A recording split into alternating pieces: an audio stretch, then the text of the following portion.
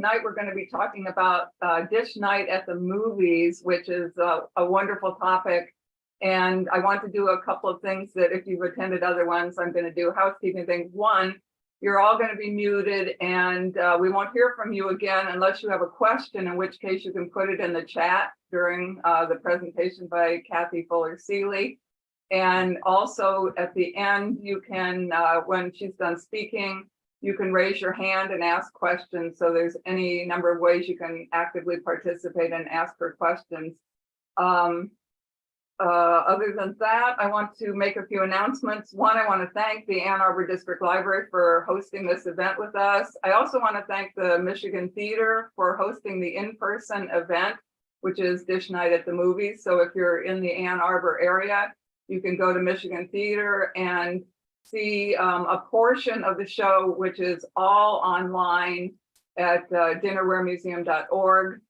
But it's much better to see things in person. And I'd have to say, when we installed the show on Saturday, I was once again awestruck by how fabulous it is to be inside a historic theater that's been restored. It's just so awesome. That's all I got to say. Anyway, if you're a member, you would have gotten a card in the mail which shows their marquee with Dish Night on at the movies on the marquee and the name of the museum next to it.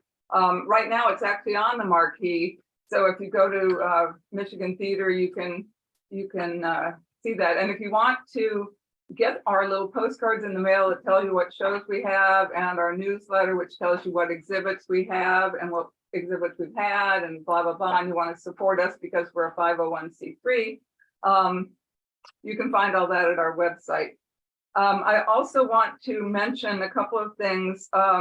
Here I am going to hold up something that's not Dish Night at the Movies. It's got beetles on it, insects, and that's a plug because January 31st is our deadline for call for entries for our juried entomophagous dining, which is eating insects. So whether you think that's yucky or yummy, if you're an artist of any ilk, you can go to our website and look for call for entries, and the deadline is January 31st. We already have a lot of entries. Mary Jo Bowl is our esteemed juror for that show, and there's a number of great invited artists who's one of them is the man who did this. Bill Briard did this beautiful bowl, not as a jury person, but as an invited artist. So that deadline is fast approaching, and I hope you'll spread the word about that. It's too late to make something, but in case that's something that some people are interested in.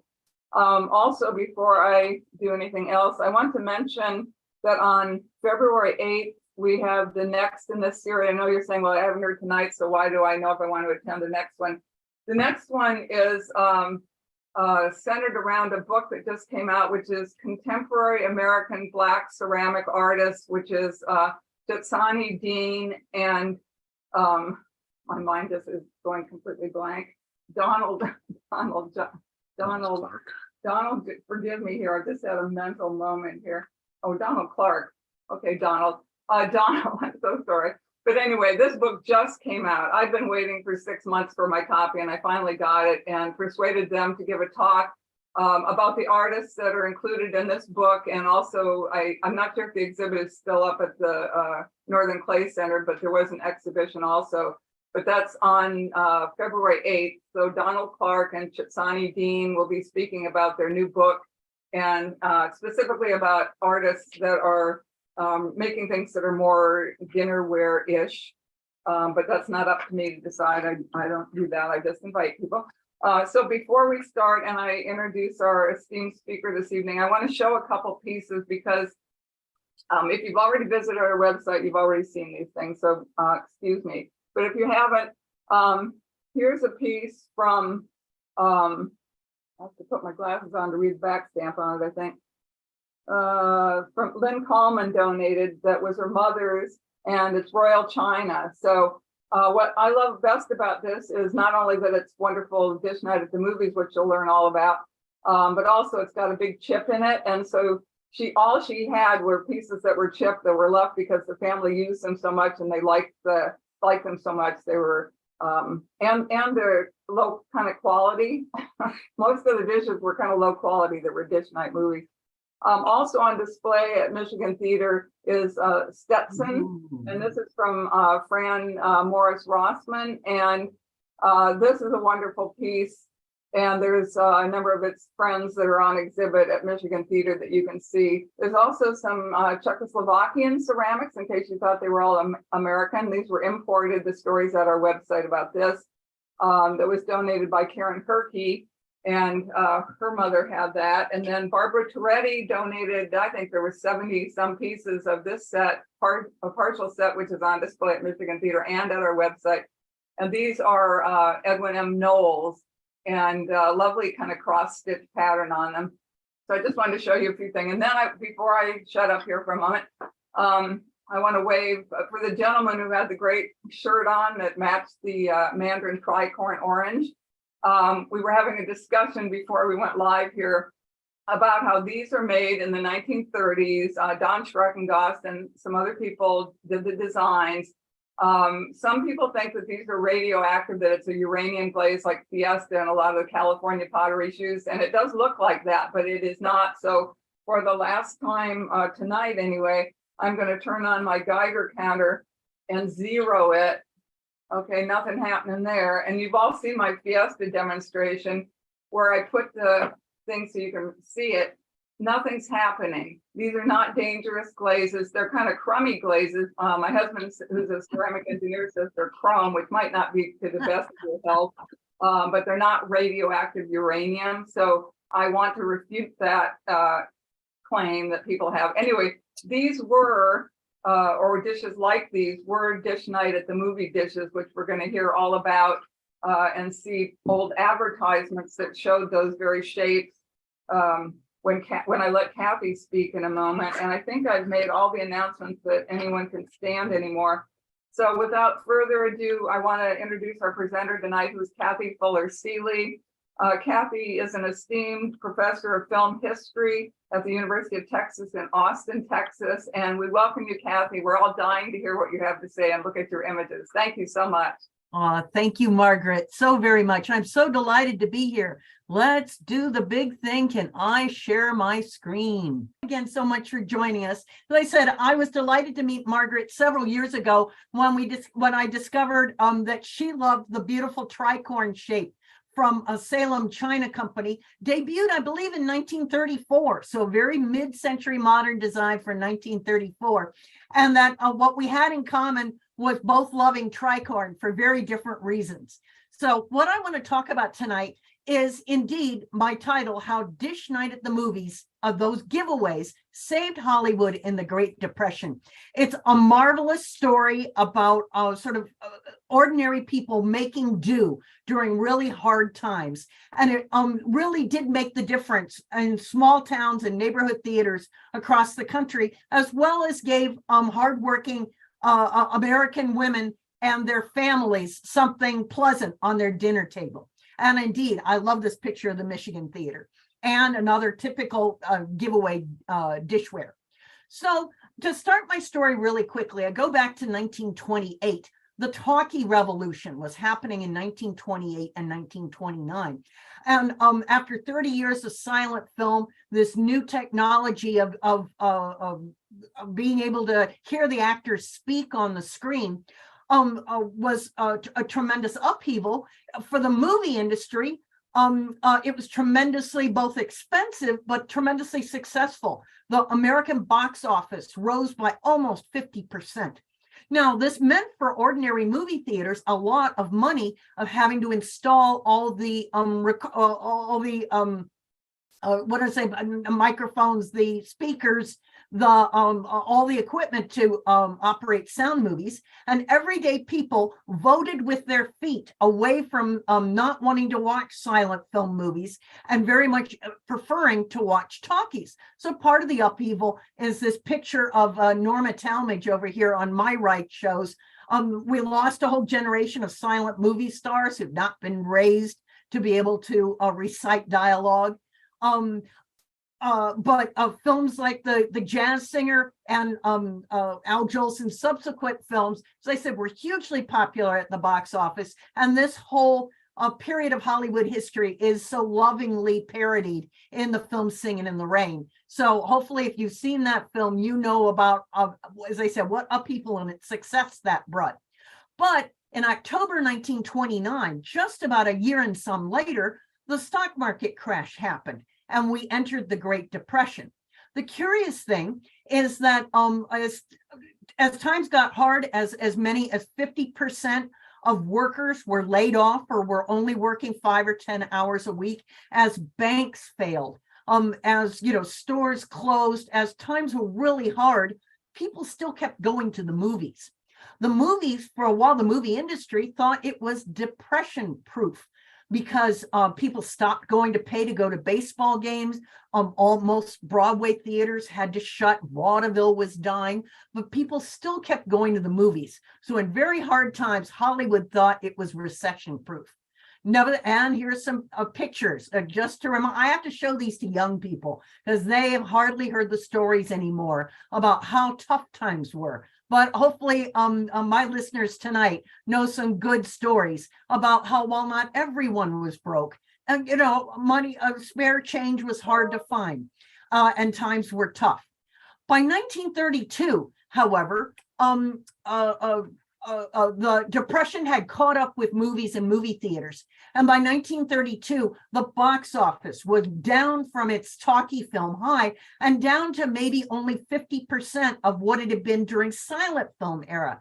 So movie theater managers, just like every other kind of store owner or entrepreneur, were faced with a crisis.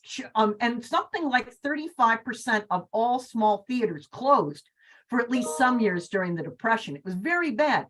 But the theater managers who were trying to survive said, how are we going to get people to come and fill these empty seats? Well, the Hollywood filmmakers had a suggestion. They started putting what we call in pre-code films, they started adding more gratuitous sex and nudity and scantily clad actresses like Ginger Rogers here, and much more violence like Paul Muni in the gangster film Scarface. But this did bring some people back to the movies, if just out of morbid curiosity. But these kind of movie themes also brought a lot more threats of censorship and local boycotts from churches and conservative groups. That's not going to do local movie theater managers any good at all.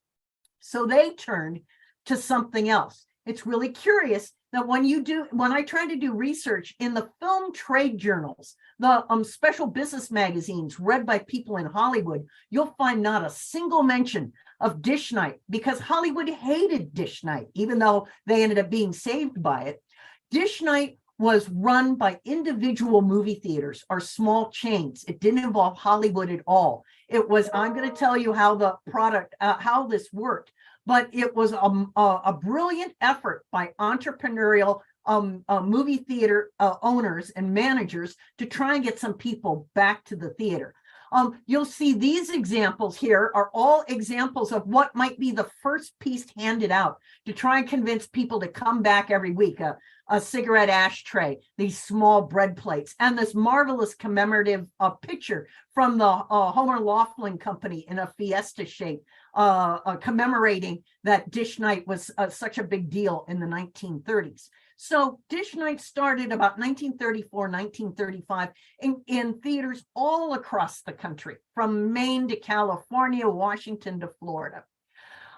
The interesting thing is that they geared this promotion to American women. And I would say for a moment that all American women of all stripes at all levels struggled in the 1930s, unless you were absolutely rich. Suddenly, no one is earning as much money as they did before. But children still need shoes, and you still have to put some kind of food on the table. So it was really tough for lower middle class and working class American women to have to do more with less. And they worked very, very hard. And they often had to put the rest of their family first. So children outgrew their shoes, and to be able to send children to school, they have to have shoes and clothes. So oftentimes women put themselves last. They don't get a new coat. Who has money to buy fancy new dishes when you're just trying to get any kind of food on the table? There is something sort of cultural about that I think is almost universal, but was, very important in America, about the pride women felt in trying to set a good table, how pained and humiliated you might feel if all your dishes are chipped and cracked, if you're having to serve your drinks out of empty pickle jars, if you don't have a single decent platter to take to a church potluck, or you're having to share it with 4 other families. It was a small, not having decent dishes on the table was not going to kill anybody, but it was a small, but it could be a very emotional topic for women and families about trying to keep up appearances in these really, really hard times. That's where the humble dish comes in. And I was so fortunate when I was doing my dissertation research at the Smithsonian Museum's Museum of American History in Washington, D.C. And I happened to be one of the archivists there said, Kathy, you're interested in movie history and theaters. Look at these papers we've just gotten in from the Salem China Company. And what I learned in looking through these papers was that the salespeople at Salem and simultaneously at other inexpensive American potters, and also some middlemen like distributors and importers of China from other places, had an idea to give to theater managers about how to get people back to the movies. Now, they had started in the 1920s, these inexpensive dish manufacturers, of providing a program. Let's say you opened a new bank account. You might get some free dishes with it from the bank. You bought a new set of furniture at a furniture store. They might give you some dishes to have for your new dining room table. So this was a plan that was already going on. But Salem and other companies turned to movie theater managers and said, have we got a deal for you? Again, with this marvelous advertisement that says Salem China Night pleases the ladies and packs your house. What they were saying was what movie theater managers faced, other ways to try and get people back into the theater. Here, Hollywood said show sex and violence. Other people would say discount your admission, put everything down to show, and also show double features, but cut your rates to, instead of $0.25 a night, to 12 cents, 15 cents. But the movie theater managers worried that if you cut your prices, you'll never be able to bring them back up again. What Salem and others offered was a gift that was kind of useful. It's pretty and new, and yet, that's and something almost universal. Most everybody could use a dish. Now, another program would be to give away some cash, and everybody gets almost like playing the lottery. Although they would say that you'd get thrown in jail if you played the lottery, but you could also hand out numbers to everybody and call on a number, and one lucky person might get $50. And what Salem and the other China companies very craftily and cagily suggested was that makes very unhappy patrons and one happy patron. But what if you gave a gift to all the ladies? If everybody who showed up got this lovely dish, but not only that, if you said, it's a 52-piece set, and if you come every Tuesday or every Wednesday, you could, over the space of a year, collect a whole set. That's smart marketing, not just coming once for the free prize, but coming back week after week after week to get a different piece of the set. As I said, it's absolutely genius. What Salem and the other China manufacturers also suggested, subtly or not subtly, is that women would come and want to get the dishes. They might bring their daughters to be starting their hope chest for eventually getting married, but also that the women might bring their husbands and the rest of the families to the movie theater, so that you would get maybe 3 or 4 or 5 admissions for the one or 2 women who were going to get a free dish. It's a win-win-win for everybody. Again, in other marvelous advertisements, as they said, Salem suggested that their dishes were modern and new looking, that they draw the crowds, that they have quality. I mean, because other theaters were trying to give away, cosmetic sets or a spoon or 2 or things like that.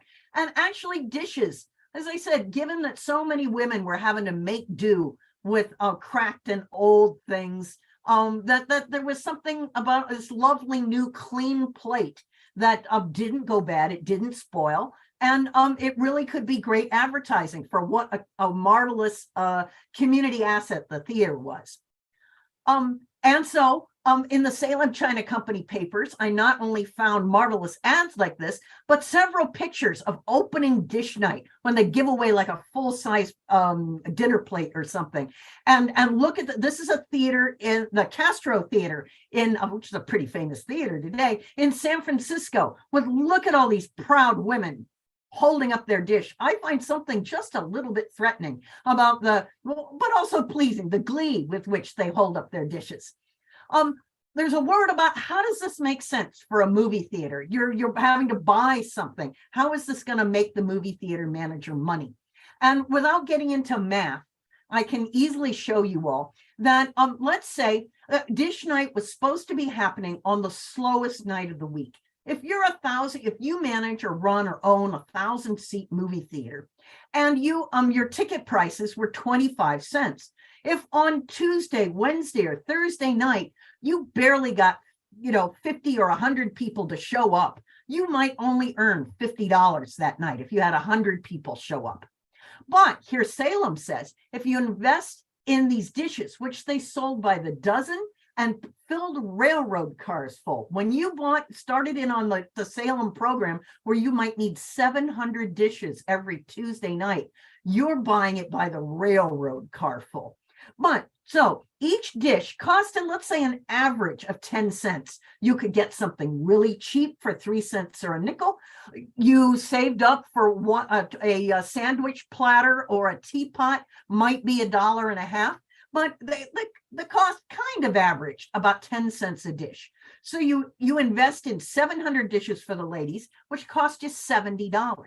But now instead of earning $50 at the box office, by the time you get all the ladies who still have to buy a ticket and their husbands and sons and other people, you maybe now made $250 on that slow night of the week, whereas you used to make $50. Although you've spent $70, you make $130 extra, and that's enough to pay the light bill and the mortgage and to keep you in business. So it's very amusing to me that dish night, when it worked, was actually quite economically effective. Salem China Company, through its sales department, provided all kinds of help for movie theater managers to get them into the dish night spirit. Here this photograph from their collection shows a movie theater either in Colorado or out in San Francisco where they've got these pennants that say China Night. Please come and draw the crowds. So they helped with that kind of advertising. They helped with something to put in the lobby. And I love this one, China giveaway, that features our friend, the Tricorne pattern. Salem really pushed the Tricorne pattern in 1934. That we can tell stories later that was basically designed by an 18-year-old who was interning at Salem for the summer. His father worked there. And before he goes off to design college, he says, I haven't seen a triangular plate in a while. So he sketched that out and he took a cup from the trash and said, this really sharply angled cup would look good with that triangular plate. And Salem ended up adapting that as a design form. And it was the backbone of their dish night for, I think, throughout the rest of the 1930s.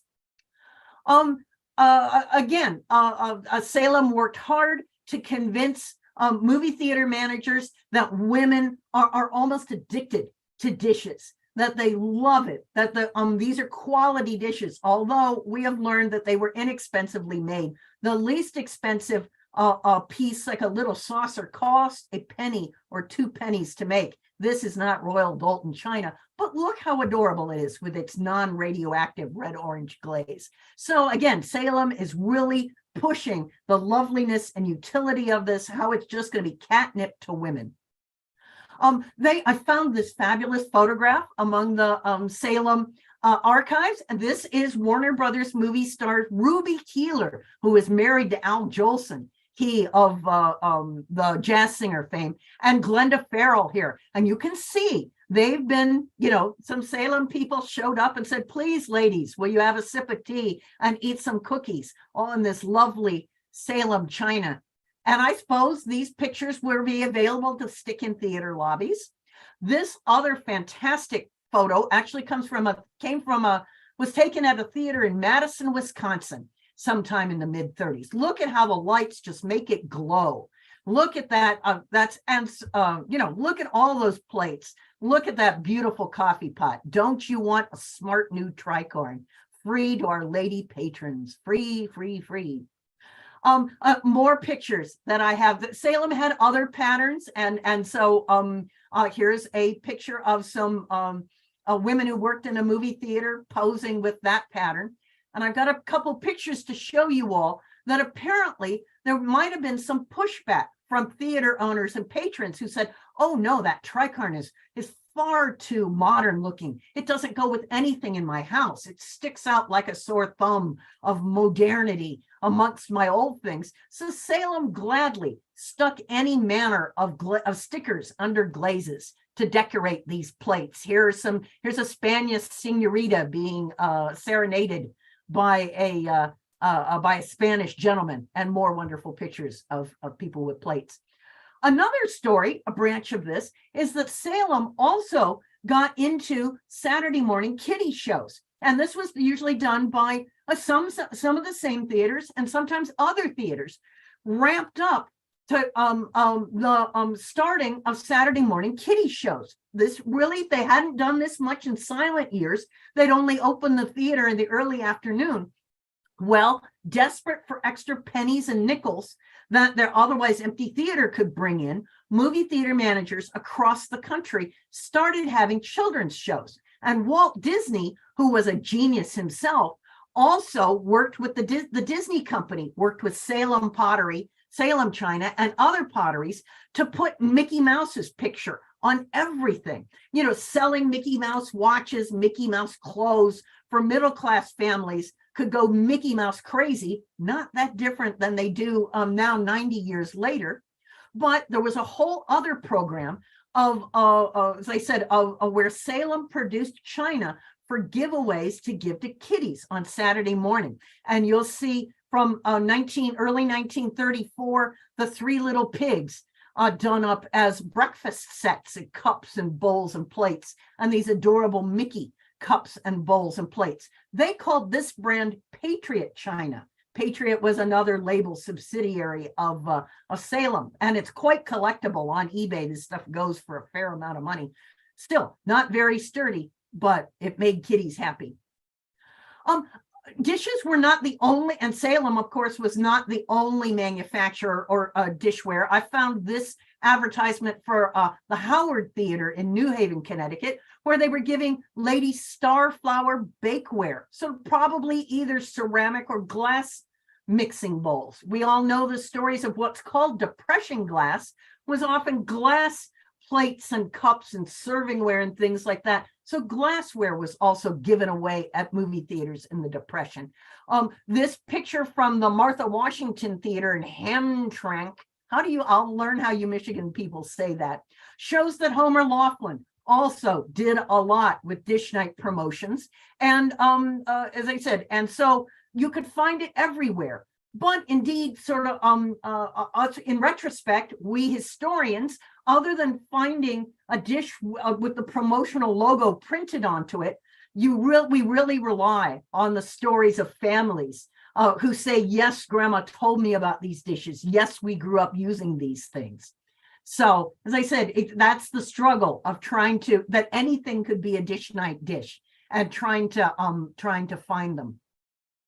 One alternative, I'm doing great. Okay, 10 minutes. A dangerous alternative to dish night was this thing called bank night or cash night, which, as I said, was kind of like a lottery, although the lotteries were illegal back in the day. And what a movie theater would do was you had to show up at the theater during the week, sign your name to a book and take a number. And then on the slowest night of the week, the manager of the theater would get up on stage. He'd have a big barrel full of numbers. A woman or a child would pull a number out of the big barrel, and he would announce the number. And you would have 30 to 60 seconds to get to the front of the theater to claim your $100 prize. Bank night was explosive because the jackpots could get very large into hard depression times, but it caused a big stink. theater towns were worried about riots. Look at all those people gathered there who would be plenty angry when they didn't win. There were worries that whoever won the jackpot would be mugged on the way home and the money stolen. So Hollywood really, really, really hated bank night and tried to get the US government to stop it. In that way, dish night, which was for every woman, seemed like a much more equitable kind of giveaway. Quickly, then, this story, this marvelous Depression memory, was memorialized by Jean Shepherd in a marvelous story called Leopold Doppler and the Great Orpheum Theater Gravy Boat Riot, which was marvelous to find and I use when I give talks about this. Jean Shepherd's stories that were collected into a marvelous holiday movie called My Christmas Story, or A Christmas Story, in 1989. Well, in 1992, the producers made a sequel called My Summer Story, which incorporated more of Jean Shepherd's stories of his hometown in Indiana. And in that story is reproduced the story of the Great Orpheum Theater Gravy Boat Riot. This is a picture of supposedly little Ralphie's mom, who, like the other ladies of Hammond, Indiana, start going to dish night religiously because they love the dishes. And one week they get a gravy boat. And in this pattern that Jean Shepherd made up, it was called Pearlware, with pictures of movie stars on each plate. This never actually happened. I've never actually found this actual dishware. These were made as props for the movie. But so, okay, so the story is all the ladies go, and one week they get a gravy boat. And it's the most elegant and wonderful thing. Put aside the pickle dish, the pickle bottles as cups. You have a gravy boat. But then they go the next week to the movie theater and they get a second gravy boat. And they're a little confused. Okay, I could put mayonnaise in it and I have a gravy boat. When after the third week, they get a third gravy boat. And the fourth week, a fourth gravy boat. They start getting frustrated and actually angry because they feel they've made a contract with this movie theater and they're entitled to 52 different pieces of the 52-piece set. A seventh gravy boat is a waste of everybody's time and money. And so Leopold Doppler here, the manager of the theater, after about the fifth gravy boat or sixth gravy boat, comes out on stage and says, ladies, I'm terribly sorry. It's been a mix up at the factory. He says, please bring all the extra gravy boats back and I'll have demi-tasse cups and saucers for you. So the women of the town come clutching bags full of gravy boats. And they come to the theater and the manager's nowhere to be found. And a pimply little usher gives them a seventh gravy boat. And they're all very angry and they sit in the movie theater. And when the manager tries to come out and explain again, one woman grabs a gravy boat and throws it at him. And then they all do. And Jean Shepherd talks about a deluge, a tsunami of gravy boats crashing through the lights and onto the stage, driving poor manager Doppler from the movie theater and from the town. So isn't that a wonderful story? When they made the gravy boat supposedly had a picture in Jean Shepherd's story of actor Ronald Colman on them, which is great fun if you're a Jack Benny fan. You know that his arch nemesis was his next door neighbor, actor Ronald Colman, and it adds that certain little je ne sais quoi to the fun of dish night. This last week on eBay, I looked up Tricorne and I found this many different patterns and colors. And there are dozens other. If you look at the Tricorne over on the middle right, you'll find the most inexpensive piece was a nut dish, which basically cost half a cent to create. So if you're the cheapest movie theater manager in the world, you keep giving out nut dishes.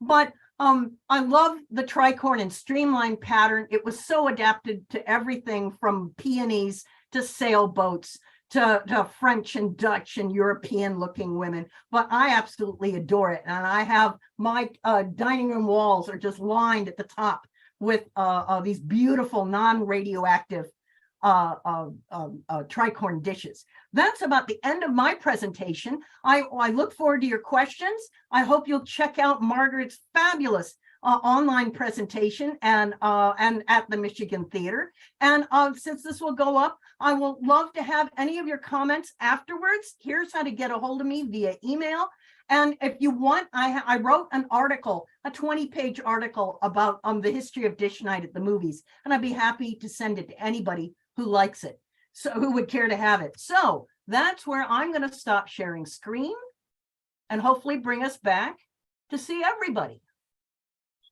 How do I do that? Do I say stop sharing screen? Thank you very much, Kathy. Thank you. That was fantastic. Thank you very I much. like the reenactment of the Ronald Coleman gravy boat and he that was better than the movie. Like they should have used that. Tell people you can watch that movie for free. Exactly. Yes, thank Yeah, you.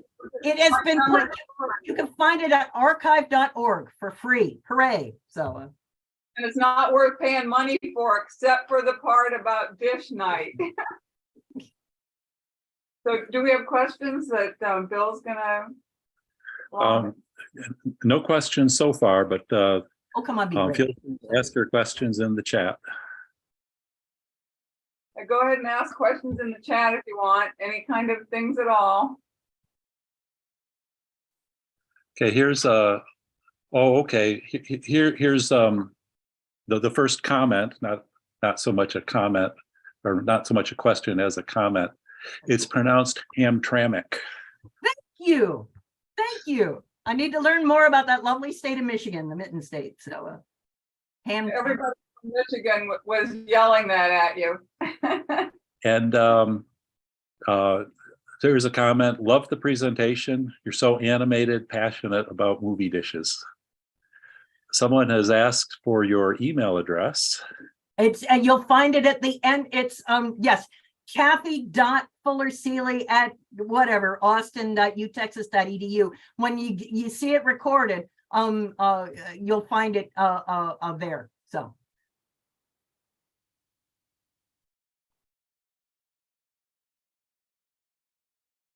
because as I said, very happy. I'm a very lucky person, trained in American history, but from the very the beginning of my graduate studies, I was fascinated by how movies became a part of everyday culture in America. So I study fan magazines, movie theaters as gathering places, and all these ridiculous things. And I'm sure hoping that movie theaters will manage to survive the 1-2 punch of COVID and streaming, so that we can still have them to go to.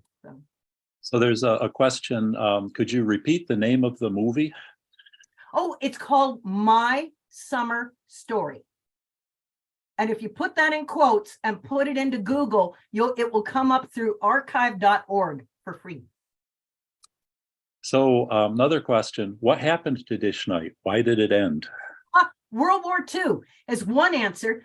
From the depths of the Depression, things got about 3/4 of the way better. But then with the America's entrance into the Second World War, full employment, people working the third shift, and people anxious to see both Ann Miller tap dancing her heart out, as well as war news, movie attendance went back to those 1928 levels. And World War II was incredible posterity. And the movie theater managers didn't need dish night, but they reinstituted it after 1946-47 when people started staying home and watching TV.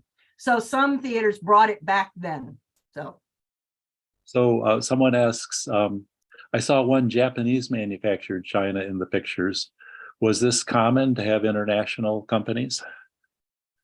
I think so. There's another layer of participants that's even harder than the Salem company to suss out, and that's distributors and wholesalers.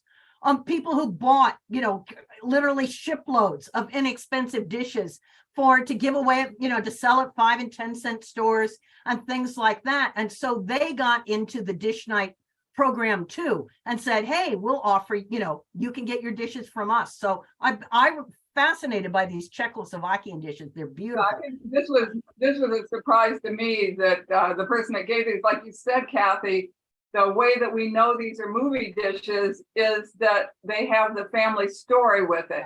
Otherwise, we would never know. And so we speculate. If I show Mandarin Tricorne, I don't know that these were movie dishes, but some of this ilk, they were movie dishes. In this case, we know exactly because the relative Karen Herkey gave us this set and told us the story about how they came to. And then it was through research of this Czechoslovakian company, which I'd never heard of, that I found out that the back stamp on it was actually an importer's mark. So that the things they brought from not only Czechoslovakia, but other related countries, that person put their back stamp on it, or that importer. And we know the name of the importer, which was in New York. So the story goes on and on. But I think I forgot to mention to people that I think we talked about it before we went live, but people that actually have stories, that have movie dishes, I don't care if you want to donate them or you don't want to donate them, but take pictures of the fronts of them and the backs of them. So we have the back stamp, write a little paragraph story, a couple sentences, who got to China, if you know what theater it was, because I think if you look at our online catalog, it's really fascinating to find out what theater people got them from, if they knew, or what side of Chicago they lived on when they got them. And also when we were looking at two of the ones that the museum owns, that like the one you have, but one of ours, which is from Vicksburg, Mississippi, from that theater, when I went and searched about that theater, it opened in 1922, and then a tornado took it out in 1953. So the bad photo we have on our website is the only photo that anybody seems to have of that theater that had dish night back in the Depression era. So very interesting stories. So you're right. One story leads to another, and it's fascinating. So we have another question. Do we know what other China companies got involved with dish night? Well, we've got Royal, we've got Stetson, we've got Homer Laughlin. That's how so. So here's an interesting comment. I just found a set of Salem Tricorne on eBay for $8,999.99. Yeah, go for it. So this person didn't say they bought it; they found it. But it's there. The Art Deco enthusiasts have really adopted Tricorne, and they want to, use it to decorate their expensive, antique-filled homes. But the one thing they'll find is that it does break if you look at it sideways. They are not. Yeah, at a conference, I think it was a year ago in Cincinnati. It was a Cincinnati modernism show. One of the dealers had of the Tricorne things, which I'd never seen before. They had the casserole. Did they have a lid on it? Oh. Now, they had a lid on the casserole, but it was in just hideous condition, not broken, but the glaze was so horrible. And they were asking something just preposterous for it.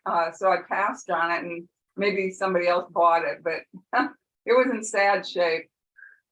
So Kathy, another question. How did you become interested in this subset of film studies? Gosh, I started when I was a kid. That's oftentimes we're 12 and 13 and 14 when we find a hobby that sticks with us. And mine at age 13 was watching my first silent film, a Buster Keaton comedy, I think The General, and Charlie Chaplin in The Gold Rush. And so I loved silent film and fan magazines, and this is the 70s, and it was so difficult, so rare to be able to watch these things and collect these things. And I'd go to libraries and look for old magazines. When I got to graduate school, I thought I was going to have to do political history in a history department, and my wonderful advisor said, "That's boring. What's your passion?" And I said, "Well, silent film." And he's going, "Well, then do silent film." And I'm going, "You can't do that in a history department." And he said, "Let's try." So my research was about how quickly all this movie culture, stardom, fandom, the interest in movie theaters spread across the country. And it turns out, because so much of it was mom and pop, like these movie theaters during the Depression, it wasn't a top-down movement like Starbucks across the country, or McDonald's, if you will. It was very much a mom and pop kind of industry. And so it just fascinates me still to talk about all the odd little corners and the ways people could become fans and make scrapbooks or collect things, or just take, going to the movies every Tuesday as for granted as something that you did. So I'm a lucky girl. Thank you. So did the theaters list the pieces that would be available that an attendee would collect? So I've been searching a lot in newspapers, and mostly they don't. They just say 52-piece set. just to say you're going to be coming for a whole year. Those few pictures I have that you all can go back and see when we do the recorded version of those Salem displays that show 52 pieces of tricorne, when that was technically only a 16-piece bridge set, but you could keep giving away saucers forever. So was there like different styles of dishes for different parts of the country, like in different states or regions? It was so much individual managers hooking up with buying into Salem's program or somebody else or finding somebody, so it's really catch as catch can. Have you found announcements in newspapers from like most of the things I've seen have been east of the Mississippi, and most of the dishes that we've gotten have been from no further. Oh no, I think we have some from Los Angeles, maybe. I just wondered how spread out across the country if you have actual documentation. Well, Salem's documents, their pictures all came from San Francisco neighborhood theaters. Okay. So I've seen others in Colorado, others in Washington and Oregon. So I can tell you most all of the country was hit hard. Now, my guess is the theaters that most closed were in Appalachia. So, the hardest hit theaters where they just plain had to close down tended to be in like Kentucky and West Virginia and Tennessee and things like that. But everybody, there were 15 to 20,000 movie theaters in the country. So they're all just, the ones are just trying to get along, just trying to hang in there. So can you discuss the Dust Bowl in Dish Night? Oh, sure. That's great. The Dust Bowl, another great climate disaster. I won't connect it to what climate disasters we're going through now. Struck the American Midwest from Texas up to the Northern Plains, starting in 32 and 33 and 34. A long years of drought and years of farmers desperately trying to keep their farms from being trying to keep in business by if you had a drought or a bad year, you tried to rent more land and plant more wheat and products. But the drought became so bad that if you tried to plant any seeds, they grow about an inch and then die. And all this overturned land with all the drought and a bunch of windstorms created this disaster that was the Dust Bowl. Literally clouds of horrible wind filled with choking dust ended up sort of piling up like sand. Oklahoma looked like like the Sahara Desert.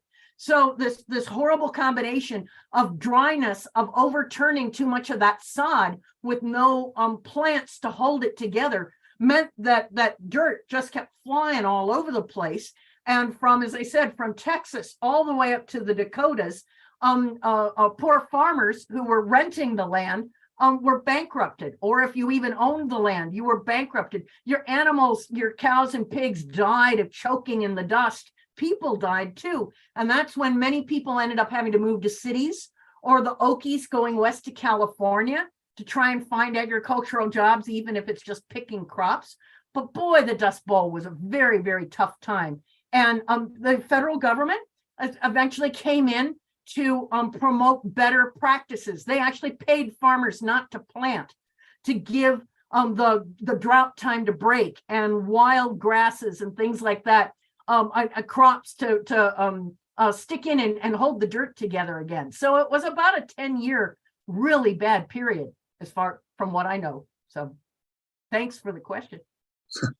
So one of our future speakers, Rolf, comments that there were several German manufacturers that participated in Dish Night.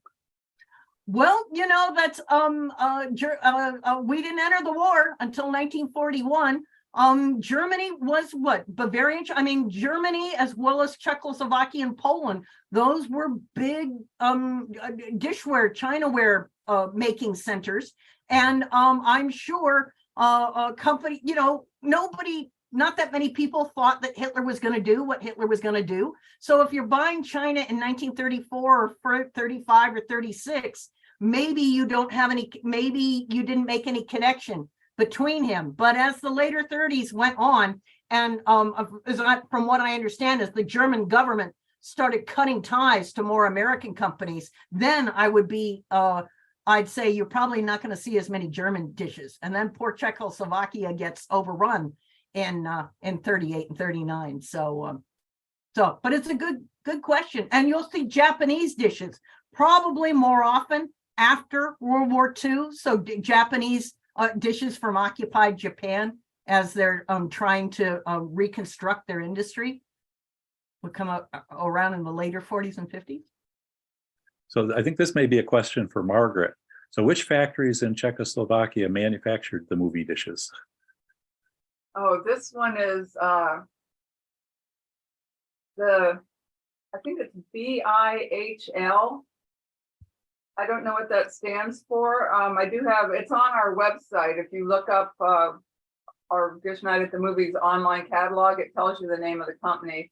If you email me, director at Dinnerware Museum, I can send you more information because I know the name of the importer in New York that brought in these dishes. And I would have to say Kathy's right on, because it was in 1938 that this company closed in Czechoslovakia. So fits right in with history. So I was hoping when that you were asked about the Dust Bowl, that because a bowl is a dinnerware form, I was hoping this was going to transition into another story. Well, you know, that's certainly the remaining theaters in the Dust Bowl would be probably likely to try and do dish night giveaways to try and get people to come, farmers to come into town. So if the theaters could get a dish for 10 cents, how much would new dishes cost for an average person?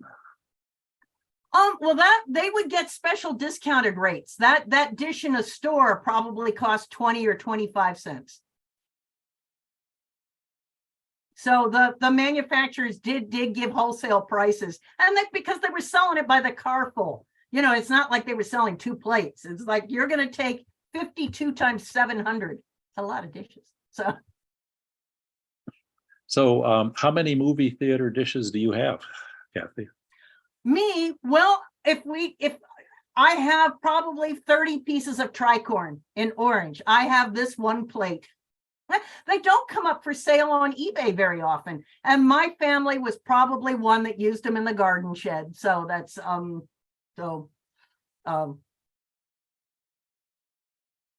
let's see. Oh, question is, where was Salem China produced? The Salem China Company is near where my grandmother and mother grew up. In Salem, Ohio is halfway between Canton, Ohio and Alliance, Ohio. So we're talking south of Akron and west of Youngstown. So that was kind of the pottery center of the country, the Upper Ohio Valley, East Liverpool, Salem, Sebring area.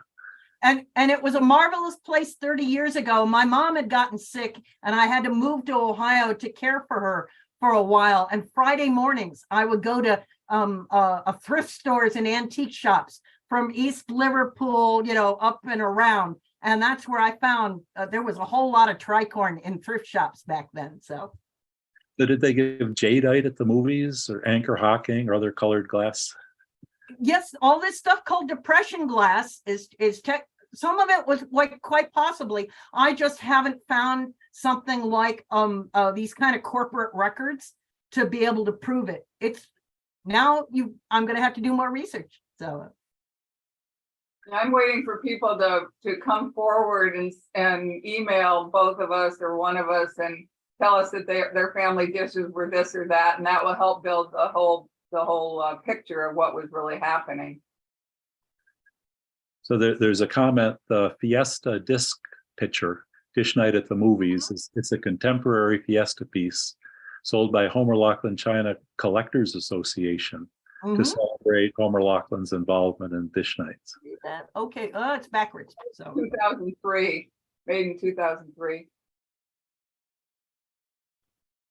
It's adorable. And I guess they didn't make very many of them because they go for a fair amount on eBay now. So well, yes, tricorner dishes were popularly produced in 1929 to 1931 by Karstens in Germany. Did not know that. Okay, a question is, what is the link to the presentation we just heard? Ah, So the Oh, I saw presentation is being recorded and it will be posted on the museum website at dinnerwaremuseum.org as soon as it's released. It'll also be on the Ann Arbor District Library website. marvelous. And I'll make, if Margaret will allow me to, if we can throw my email up there, I'd be happy to. I don't know if they'll allow that or not, because I welcome more questions and more ways for us to share our love of dishware.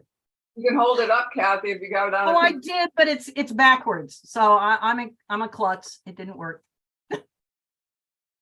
Anyway, we'll have all the information for you, or if you email me, director@dinnerwaremuseum.org, I will forward your email to Kathy easily. That's very kind of you. Thank you. I'm sure we're going to be in more communication about this fascinating research topic and material culture topic. So, any more questions? So there are a few more questions, and we are running low on time. Okay. A lot of the questions are really more comments that are very complimentary. Thank you so much for this. I've read about Dish Night for years, and it is great to get a detailed history.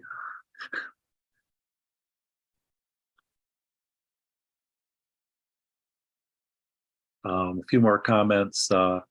Germany and Czechoslovakia were the largest ceramic producers in the 20s to mid 1936. Wow. No more US trade after 1932. Another comment is it's interesting that the shapes are modern while the decoration is mostly traditional or sentimental.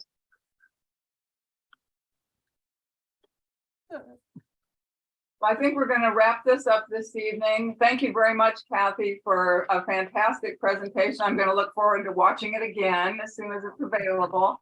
Thank you for the invitation, and thanks to everybody for joining us tonight. Thank you. If you sign up at our website, we'll send you if you sign up for our constant contact, you'll get a link to the recording as soon as it comes out. So thank you, Kathy. We'll talk soon. All righty. Thank you, everybody. Have a great evening. Everybody.